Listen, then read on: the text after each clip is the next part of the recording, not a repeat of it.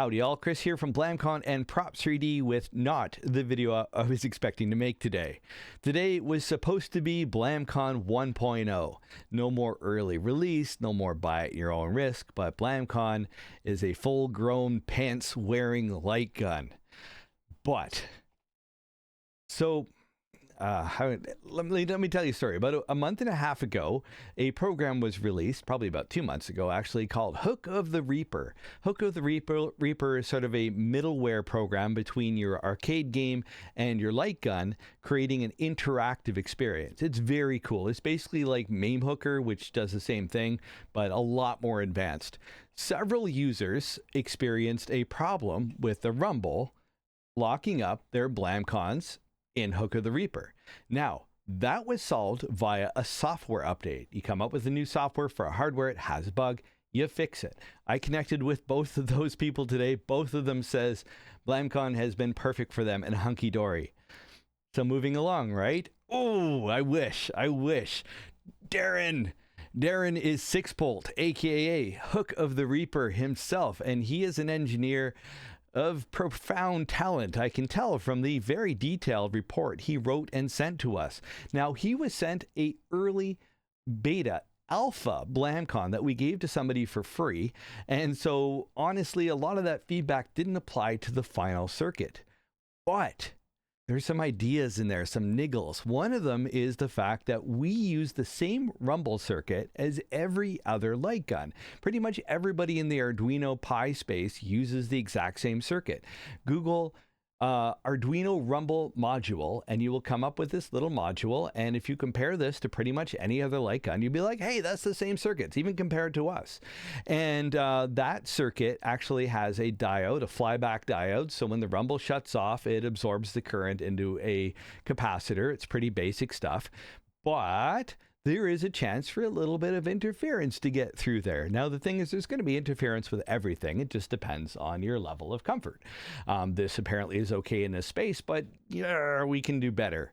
So we did better. Paul went to the drawing board. We all had a good conversation, and he came up with a new version of the Blamcon core that was much hardened against EMI and would never really have this problem. Again, the problem that was solved via software, but it's like, look, if you're going to build a better mousetrap, you got to listen to the feedback. And, you know, since we're not 1.0 yet, it's great to launch 1.0 with the new core.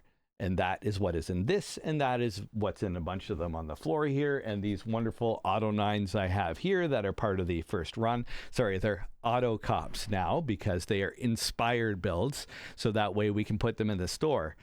But then, you know, okay, so we've hardened the rumble against EMI, but what about the recoil? So far, the recoils, now remember, there's a few hundred Blamcons out there, and we've had a lot of feedback now, and, you know, the recoil's been the one thing that's been rock solid, but, you know, in some testing, ooh, yeah, there's a chance for a little bit of noise to get in there.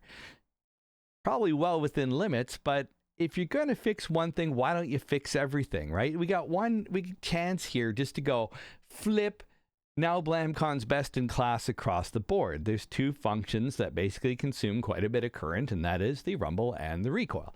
Well, the recoil current is actually from an external power supply, but it still has, you know, the ability to get across a little bit. So, yeah. Oh, I just finished soldering over 100 1.5 cores with a new rumble circuit. They're beautiful. I have subjected them to a litany of torture tests, but it's like, we're going to do it. It's not going to be a huge delay. We're going to add an optical decoupler. So basically it isolates optically the recoil and the pico, and it just makes it there, you know, it just covers all the bases. It means we don't have to worry.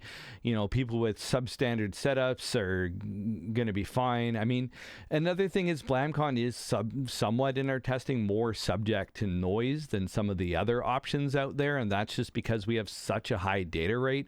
We like to say if a light gun's a mouse, we're a gaming mouse, and we do pull at 1,000 hertz, which is definitely overkill, but the fastest practical gaming monitor is 500 hertz.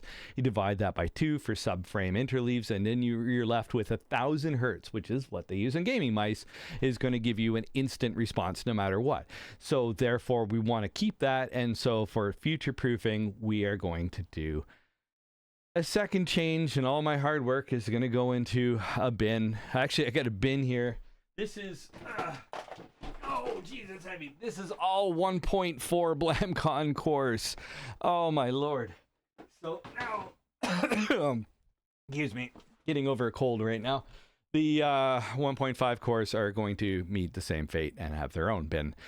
Create a museum at some point. So the 1.6 core is not going to take long to produce. Paul's working on it right now. It's adding an optical decoupler. That's another industry standard and better way of handling things like MOSFETs and solenoids. So we will be delayed a week, you know. Until then, I'm actually, the store somewhat reopened. Anything that's ordered, though, won't go out until this new core comes in, which again should be a week. I will have another video in a week that will explain more about opening and what Blamcon 1.0 looks like, and some demos, the things I wish I had been doing today. But again, better mousetrap. That's what it is.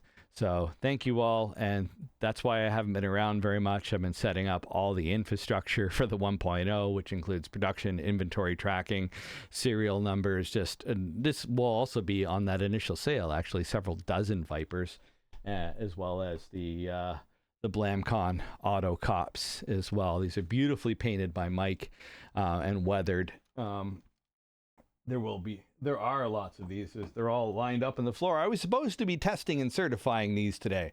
I don't know if you know this, but every Blamcon that goes out actually has a certification video. I have a dorky lab coat over there.